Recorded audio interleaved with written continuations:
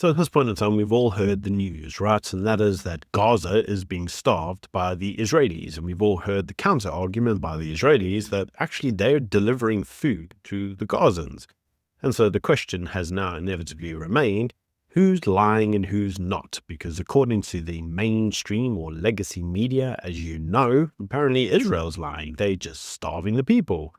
And according to Israel, they're saying, well, the legacy media is captured by Islamic ideology, and many of them pushing forward forms of Hamas propaganda. They're saying that according to them, Hamas often steals delivery trucks of aid or food and then sells it to the people of Gaza, which has allowed it to be one of the most well-funded organizations in the world, even though it has no real actual fundraising mechanism, because remember, it's technically a terrorist organization and is sanctioned up the wazoos. Now, according to the UN, Israel is weaponizing food against the Gazan citizens, and according to the Israelis, well, the UN is now just a mouthpiece of Gaza. We've covered these allegations numerous times on the channel itself. So, it's with all of that that's being said that a new report has now come out from the UN. That is the UN Office for Project Services.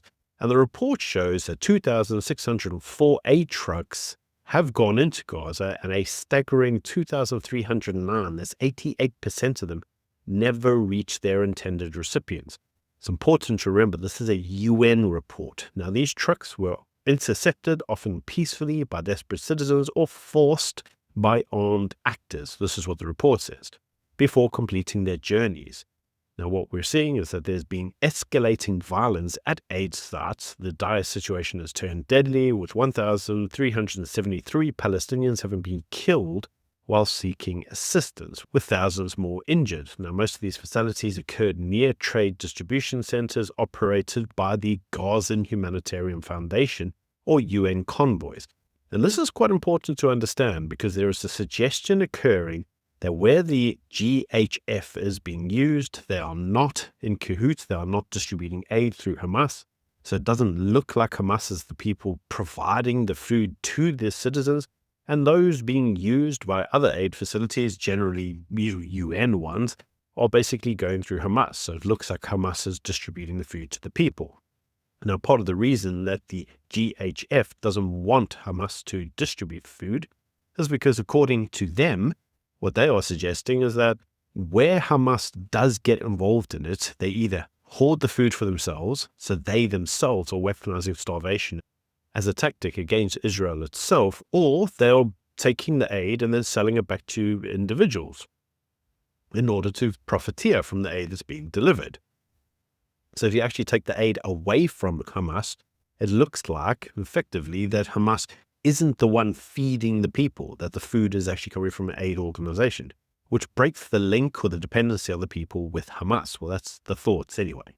In any case, it does look like the report confirms exactly what Israel has been saying, and that is that where the aid is going into Gaza, it is not reaching the recipients, and that's through no fault of their own.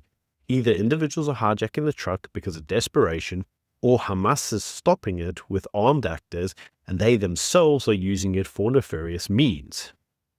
Now, has this report been communicated to the wider audience and to the world as a whole? No. According to them, Israel is still starving the poor Palestinians, even though that's not actually occurring. And so it does look like that weaponization of that specific tactic being used against Israel is actually being very effective, with many countries around the world all basically piggybacking off that narrative. Now, aligned with that, news has come out that the activist group Palestinian Action in the United Kingdom has been directly involved in targeting and disrupting Jewish-owned businesses.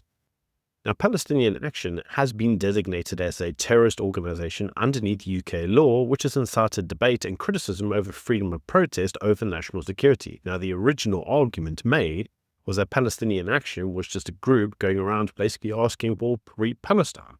But one has to ask the question as to why they have been deliberately targeting and disrupting Jewish-owned businesses.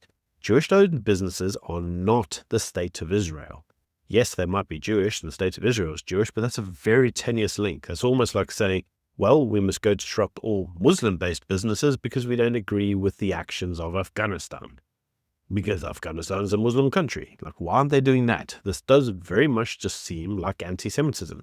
But you see, that anti-Semitism is being bred by the media, because according to the media, it's just the anti-Semites that are starving the poor Gazans. So just hate all Jews. I don't know. You can tell me what you think in the comment section below. I can't make sense of it either. In any case, it's important to understand that here we have an actual example of the news ignoring actual facts and reporting on, well, whatever the hell they want in order to craft a narrative that they feel they want to push onto the world as a whole, despite there being very real consequences for that narrative that they're pushing. Anyway, this is just my views. Do let me know what you think in the comment section below. Until next time, bye. 7 مليون فلسطيني برا بكفيكوا تسخين. في عندكم يهود في كل مكان، يجب أن نهجم على كل يهودي متواجد في الكرة الأرضية ذبحا وقتلا بإذن الله سبحانه وتعالى. إسرائيل دولة لا مقام لها على أرضنا. إحنا هذه الدولة لابد أن نزيلها، لأنه بالفعل هي تعتبر كارثة أمنية وعسكرية وسياسية للأمة العربية والإسلامية، يجب أن تنتهي. لذلك احنا لا نخجل من نقول ذلك بكل قوة، انه اسرائيل لازم نأدبها، وحنأدبها مره ثانيه وثالثه، ومش هذا حتكون طوفان الاقصى اول مره، لا حتكون ثانيه وثالثه ورابعه، لانه احنا لدينا اصرار ولدينا قرار ولدينا امكانيات ان نقاتل نعم. وان نحارب، لكن كما قلت لك بدنا ندفع ثمن. نعم احنا مستعدين، معلش بدي اقول لك بشكل واضح، احنا اسمنا شعب الشهداء وبنفخر ان نقدم شهداء، احنا لا نريد ان نمس لا بالمدنيين ولا ان نلحق الاذى بهم، لكن اوقات لانه في تعقيدات في الميدان صارت في منطقة موجودة، وكان هناك في احتفال وكان في سكان وفي منطقة واسعة ليست سهلة على امتداد تقريبا 40 كيلومتر. يجب أن ننتهي. أن ينتهي وين؟ بقطاع غزة؟ ينتهي إلى، لا بتكلم عنه كل الأراضي الفلسطينية. كل الأراضي الفلسطينية، يعني زوال طبعا. إسرائيل؟ طبعا. وجود إسرائيل غير منطقي. وجود إسرائيل هو اللي بخلق كل هذه الآلام والعذابات والدموع والدماء، هي إسرائيل مش احنا ضحية الاحتلال، نقطة واخر السطر. لذلك ما حدا يلومنا، احنا شو اللي بنعمله في 7 أكتوبر، في 10 أكتوبر، في مليون أكتوبر، احنا اللي بنعمل مبرر. It is justified.